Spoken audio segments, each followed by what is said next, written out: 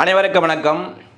உனக்காக வாழ்கிறேன் என்று பிறர் சொல்வதை விட உன்னால் நான் வாழ்கிறேன் என்று நீ பிறரை சொல்லவை, அதுதான் உன் வெற்றி, அதுதான் உன் சாதனை சொன்னவர் அன்னை தெரசா என்று கூறி இன்றைய வகுப்பில் நாம் தொடர்ந்து பார்த்து கொண்டு வருகின்ற BNS 2023 சாப்டர் 5 அத்தியாயம் 5 offences against women and children, அதாவது பெண்களுக்கு மற்றும் குழந்தைகளுக்கு எதிரான அந்த குற்றங்கள் பற்றிய இருக்கிறது. இது ஏற்கனவே பார்த்தீங்கன்னா ஐபிஎஸ்சில் இருக்கும்போது 511 செக்ஷனில் ஸ்கேட்டர்டு இங்கே செதறி கிடந்தது.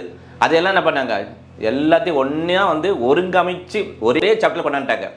63 to 99 இருக்குது, எங்கே தேட வேண்டியதில்லை. அதே மாதிரி நான் போன வகுப்பில் சொல்லியிருப்பேன், எவ்வாறு நினைவு வைத்துக் கொள்ளலாம் என்று சொன்னார்.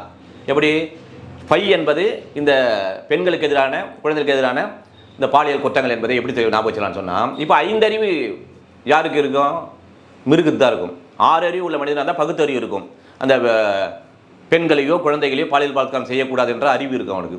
அப்போ 5 அறிவு இருக்கின்றதா மனிதன் என்ன பண்ணுவான்? அவன் மிருக குணம் இருக்கிறதால தான் அந்த மாதிரி செய்வான். இவ்வாறு நாம் ஞாபகம் வச்சலாம்னு சொல்லியிருப்போம்.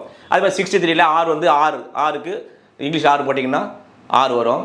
அதே மாதிரி ஏபி வந்துடும் தான். அது அப்பில் போட்டிங்கன்னா 3 விமன்னு, சைடில் போட்டிங்கன்னா ஏபிசி சைல்டு தான் வந்துடும். அப்போ 99 18 இயர்ஸ்க்குள்ளே இருக்கிறது தான் குழந்தைன்னு சொல்லி டிஃபைன் பண்ணியிருப்பாங்க. அப்போ 9 + 9 18. இவ்வாறாக இந்த சாப்டர் நினைவு வைத்துக்கொள்ளலாம் என்று ஏற்கனவே சொல்லியிருப்பேன். ரெஃப்ரெஷ்ஷுக்காக மறுபடியும் சொல்கிறேன். இது இப்போ ஞாபகம் வச்சுங்க. இப்போ நம்ம ஏற்கனவே 63 பார்த்தோம்ல, ரேப், வாட் இஸ் ரேப்புன்னு பார்த்தோம். அதில் ABCD பார்த்தோம். அதே போல் எந்தெந்த சூழ்நிலையிலேருந்து 7 சூழ்நிலை பார்த்தோம். அதே மாதிரி 2 எக்ஸ்பிளனேஷன் 2 எக்ஸப்ஷன் பார்த்தோம். சரி, இதெல்லாம் பார்த்தாச்சு.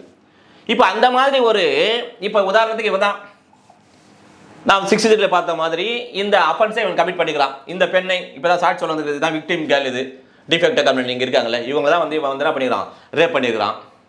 பிறகு எஃப்ஐஆர் போடுறாங்க, 64 எஃப்ஐஆர் போடுறாங்க. பிறகு வழக்கு விசாரணை நடைபெறுகிறது. இந்த நீதிமன்றம் எல்லா சாட்சிகளும் விசாரிக்கிறாங்க. யார்? இந்த பெண்ணே சொல்கிறா, ஆமாங்க இப்போ இவன் தான் அக்யூஸ்டில், இவர் தாங்க என்ன ஐடென்டி பண்ணுறா, இவர் தாங்க என்ன பாலியல் பலாத்காரம் செய்தார், இந்த நேரத்தில் செய்தாருங்க, இவங்கெல்லாம் பார்த்தாங்கன்னு சொல்கிறாங்க. அப்புறம் அதுக்கு பின்னால் வர பீடல் 2, 3, 4, 5 எல்லாமே கலபரேட் பண்ணுறாங்க. ஆமாங்க நாங்கள் பார்த்தோம், இவன் தாங்க சொல்கிறாங்க. அப்போ எல்லாமே இவன் மீது சுமத்தப்பட்ட, அதாவது இங்கே இருக்கிற அக்யூஸ்டு நீதிமன்றத்தால் எந்தவித ஐயப்பாட்டிற்கும் இடமின்றி, எந்தவித சந்தேகத்திற்கும் இடமின்றி, beyond all reasonable doubts, the guilty that offence proved against him, அவனுக்கு எதிராக நிரூபிக்கப்பட்டு விட்டது. அப்படி என்றால் நீதிபதி அவர்கள் இவருக்கு, அதாவது இந்த அக்யூஸ்டுக்கு as per 64 of BNS 2023 படி என்ன தண்டனை கொடுப்பார்கள் அப்படின்னு சொன்னால், இப்போ இது பாருங்க, இந்த 64 செக்ஷன் 1 என்பது இது பாருங்க, whoever சார் whoever இருக்கு. இப்போ எனி பர்சன் இருக்குன்னு வச்சுங்களேன். இப்போ நிறைய BNS பார்த்தீங்கன்னா whoeverன்னு வரும், எவர் ஒருவரும், அதை இந்த குற்றத்தை செய்கின்ற எவர் ஒருவரும் தண்டிக்கப்படுவார். சார் எனி பர்சன் இருந்தா what is the difference between whoever and any person அப்படின்னா, whoever என்பது செய்கின்ற எவர் ஒருவரும் என்பது இன்க்ளூட் கம்பெனி இருக்கும், ஒரு கார்பரேட், இதெல்லாம் அடங்கும். ஆனால் எனி பர்சன் என்பது ஒன்லி ஹியூமன் பீயிங், மனிதனை மட்டும் தான் குறிக்கும். அது மட்டும் டிஃபரன்ஸ் பார்த்துங்க. அப்போ இங்கே செய்கின்ற எவர் ஒருவரும், இதில் ஒரே ஒரு விஷயம் என்ன சொல்லுவாங்கன்னா, except in the cases provided for in subsection 2 commits rape.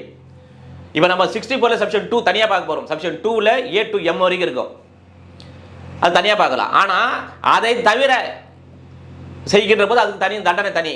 இப்போ இந்த வரைக்கும் செக்ஷன் 1 படி என்ன தண்டனை அப்படின்னு சொன்னால் பாருங்க, இப்போ நிரூபிக்கப்பட்டு விட்டது. இப்போ இவருக்கு ஷல் ஆர்ஐ எய்தர் டிஸ்கிரிப்ஷன், இவருக்கு என்ன பண்ணும், shall not less than 10 years, கண்டிப்பாக இவனுக்கு என்ன பண்ணும், நீதிமன்றமானது நீதிபதி அவர்கள் இவனுக்கு 10 ஆண்டுகள் குறைவில்லாத சிறை தண்டனை கொடுத்தல் வேண்டும். May extend to life, imprisonment for life. என்ன பண்ண, இவனுக்கு சிறை தண்டனை, சிறை பிரிசனில் இருக்காரு, டி நம்பர் கொடுத்துட்டாங்க, கன்விக்ட் பர்சன் டி கொடுத்துட்டாங்க. இப்போ என்ன பண்ணாரு, 10 வருஷம் இல்லைன்னா லைஃப் இவர் உள்ள சிறையில் சாலையில் இருத்தல் வேண்டும். சரி, அதுக்கப்புறம் and shall also liable to fine, கண்டிப்பாக அண்டு தான் இங்கே மே லைஃப் அண்டு ஷல் ஃபைன். சிறை தண்டனை மட்டும் இல்லை, கண்டிப்பாக இவருக்கு என்ன பண்ணும், அபராதம் அத்துடன் விதித்தல் வேண்டும். எனவே இந்த ரேப் ஆஸ் பர் 63ல் குற்றம் புரிந்து நிரூபிக்கப்பட்டால் அவருக்கு 64 சப்ஷன் 1 படி தண்டனை வழங்கப்பட்டிருக்கின்றது. அடுத்த வகுப்பில் 64ல் சப்ஷன் 2ல் A to M ஐ பார்ப்போம் என்று கூறி முடிக்கிறேன். நன்றி, வணக்கம்.